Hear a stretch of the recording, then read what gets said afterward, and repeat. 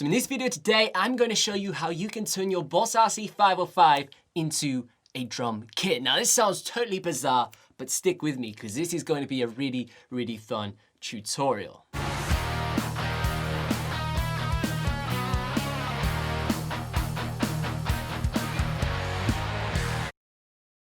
Hey, what's up? Hope you're having a fantastic day and welcome back to another video. Now today, we're going to turn our Boss RC-505 into drum pads. We're going to be able to play a drum kit on our RC-505 by the end of today's video. Now the first thing we're going to do is, before we do anything with our Boss RC-505, we're going to want to actually create some samples that we are going to import onto our Boss RC-505. So the first thing we want to do is actually head into a DAW of your choice. Today I am going to be using Logic Pro X and I am going to create some drum kit samples.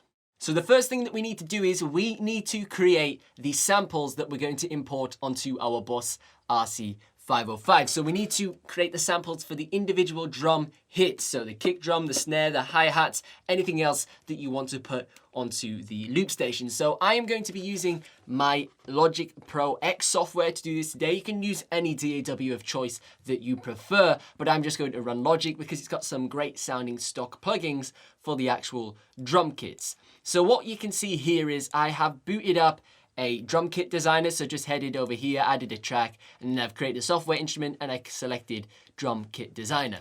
Now what we're going to do is we're just going to use the bog standard user default set. Sounds okay, it does the job. So first things first, we're going to create a kick drum. We're then also going to create a snare hit, a hi-hat, and then we'll create a crash cymbal as well. So to create these sounds, I'm just going to create a blank MIDI cell. So I'm just going to right click and then do create MIDI region. And as you can see, it inserts a blank MIDI region. Now we can just simply double click on it and then it'll open up this little menu over here where we can then draw in our sounds. Now you could just do this simply on a MIDI keyboard. You could just record the sound and then just play it on the keyboard and then you've done the exact same process. But I'm going to do it this way in case you don't have a MIDI keyboard or, you know, just like me right now, you haven't got one plugged in. So you can see inside of Logic Pro X, all of the drum hits are conveniently labeled to which key actually triggers them. So you can see we have our kick drums are designated to these keys here, the snares, etc. So I'm going to draw in the sample hits that I then want to export out onto my RC-505. The way we're going to draw these in is super simple. We're just going to hold down Command on our keyboard and you can see this pencil tool has now appeared on my mouse. And now we're just going to draw in the kick sample sound that we actually want. There we go. We can then adjust the velocity of this kick hit just by selecting our note and then changing the velocity down here in the bottom left corner. So I'm going to make it a fairly strong drum kick hit so it has a bit of presence within our performance. So now that we've done our drum kick hit, we're now going to do the exact same process for our snare drum. So we're going to import a blank MIDI cell, so just head on over here, create MIDI region, and then this time we will do Command Click on the snare drum hit. So you can see we have a variety of different tonalities of the snare we can choose from, side stick, center, even a hand clap if you want to, and then we also have the sort of rim shot. Now I'm just going to go straight for a dead basic snare center hit, so we'll just select that, adjust the velocity, make it maybe slightly softer so it's not too piercing, and then we'll continue and do the exact same process for the hi-hat. So what we're going to do is just create a blank MIDI cell, MIDI region, and then we'll just draw in a hi-hat sound onto our cell.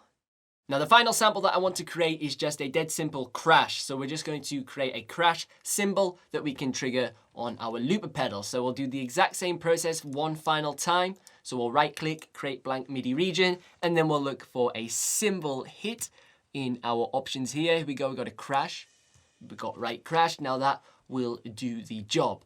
So now that we've set up all of our individual samples, we now want to actually export these out. Now we don't want to export them all out as one big audio file because that's not really going to work for the intended purpose that we're going to do on our loop station. So what we actually want to do is we want to individually render out each of the samples as individual audio files. And the way we can do this super conveniently is like this.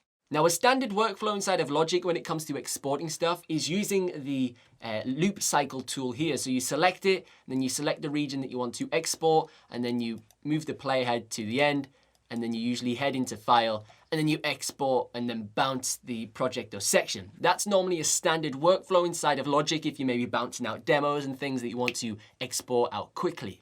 Now, you could go about doing it this way for exporting these samples, but the problem is if you've got lots and lots of samples, it's going to take you a long time to move the cycle tool inside of the Logic project every time you want to render out each of the actual sample hits. So a faster way to do this is to actually just select all of the regions and then go to File and then go down to Export. And then as you can see here, it says Export 4 regions as audio files. Now, before we actually click this, we want to actually individually name each of the MIDI regions, because what's going to happen is if we just do this and click for regions, we just click it and then it exports them, it's just going to give it a bog standard name. So as you can see down here, file name example would just be instrument1.wav. So that could become quite confusing, especially if you are creating multiple samples in one export. So what we're going to do first is, before we do this, we're going to simply name each of these files. So if we just zoom in and we just right click on this one here and go down to name and color, and we'll rename it. We'll say kick and then just click enter. Same here for the snare, right click, name and color, and then rename region, and we'll just click snare. And then if you don't want to right click, there's actually a shortcut where we'll click Shift N, and then we can just now do hi-hat. And then finally, we'll use the shortcut again, Shift plus N, to then just do crash. So as you can see, that's a lot faster using the shortcut Shift and then N instead of right clicking and scrolling through all of the individual menus. So now that we have renamed all of our different samples, we can now select all of the regions just by dragging across them all. And then we can actually head into the file and we can export these as audio files.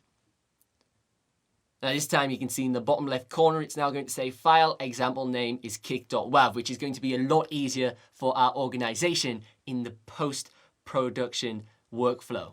So the final thing we need to do before we export these samples is we need to make sure that they are being exported as the correct specification for our Boss RC-505. So we need to make sure that they are a WAV format, they are 16-bit, 44.1 kHz sample rate, and then also you need to make sure that they are less than 2 gigabytes, which these are definitely going to be because they're titchy-witchy samples, they're not really long. So we just need to make sure we have the safe format selected as WAV. So we have WAV or WAV, depending how you want to pronounce it, and then the bit depth is just going to be 16-bit. So now we're happy that this is okay, so we'll just simply click export, and then now our audio files are just going to export. So now that we have actually created and exported our drum samples, we can go ahead and actually import these onto our Boss RC-505. Now we're going to utilize the USB modes on the Boss RC-505, and we're going to particularly use mass storage mode. Now, if you want to learn more about the various USB modes on your Boss RC-505, then definitely check out the link in the description down below to my Boss RC-505 Ultimate Guide course. It's over 55 videos telling you all about the Boss RC-505, and we have a whole module dedicated to the USB modes on this loop station. Right, so here we have the Boss RC-505, and we've got it set up in USB mass storage mode, and it's connected to my computer, as you can see by the LCD display saying that it is in USB storage mode idling. So what we want to do is, in order to transfer these samples onto the Boss RC-505, we need to head into the Roland folder inside of the Boss RC-505 drive over here. So we're going to double click on this external USB device, and you can see we have this Roland folder over here. So if we double click on this, we are presented with the information on our RC-505 loop pedal. So the data tells us about the system and memory settings that we've set up, and then also it tells us about the patch numbers. So you can see we have this folder called Wave, and inside the Wave folder is each of the memory patches. You can see 1, 2, 3, all the way down to patch 99, and then you can see it's displayed _1_2, which tells you which loop track it's referring to. So for example, this is patch 99 track 1, and then patch 99 track 2, etc. So we are going to find a blank patch and we're going to import these samples we just created inside of Logic. So I'm just going to simply set up this drum kit on patch 98 over here. You can see it's empty, each of the folders have got no samples inside of them. So it's a safe bet that we're not going to mess up any settings by using this memory patch. So in order to import an audio sample onto the Boss RC-505, all we got to do is super simple. We just drag and drop the file onto our looper pedal. So if we open up track 1 on patch 98 and then we just drag in our kick drum, you can see it just simply transfers. Now we're going to repeat this process for track 2, where we'll place our snare drum, pop our snare drum on, same again, and then finally on the final 2 patches, 93, we will put our hi-hat, and then on the 4th track, we will put our crash.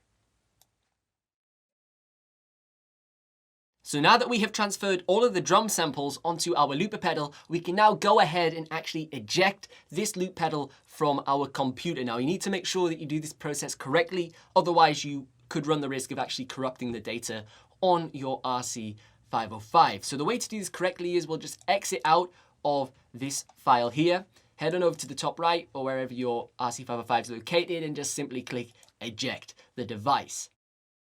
Now, although we've clicked eject on the Boss RC-505, it's still not safe to unplug the loop pedal just yet. You can still see it's idling in USB storage mode, so it's still transferring data via this USB cable. So in order to exit out of this mode, we need to click exit here, and then it's going to say disconnect OK, question mark. So you have the option to say yes by clicking right, or you can say no by selecting exit. So then that just means it'll go back into USB idling mode. So we're just going to click right to say yes, so we exit out of USB storage mode, and then we can go ahead and set up the drum kit on our RC-505.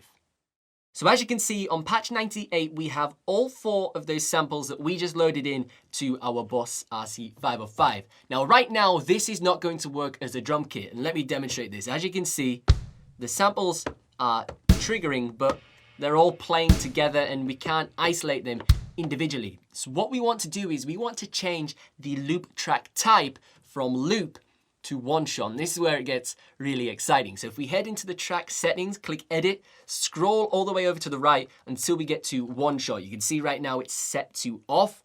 Let's switch this out to on. Same again for track 2, track 3, and finally track 4. And now what's going to happen is these loop tracks will be separate from each other and we can trigger them multiple times. By having one shot on, we also activate a re-trigger functionality. So instead of clicking play and then the loop cycling round and then playing again, we can just continuously click play to do some really cool stuff. So check this out.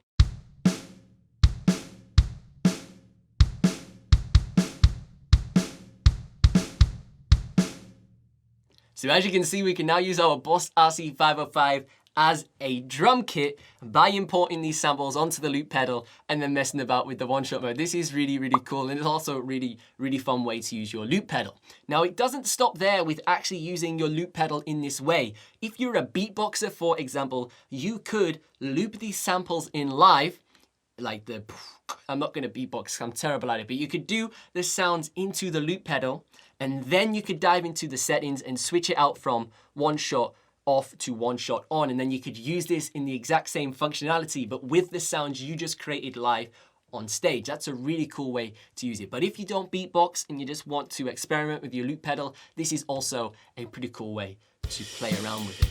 So if you enjoyed today's video, be sure to give it a thumbs up. I think it's pretty crazy that we can turn our Boss RC-505 into drum pads. It's pretty bizarre, but it's also pretty cool. Let me know in the comment section down below if you are going to try this out and if you actually have any reason to try this out in your actual live show. But as always, thank you so much for watching. Don't forget to subscribe to the channel because we do this 3 times a week, every single week. But I've been Ben Rowlands, and I will see you in the next one.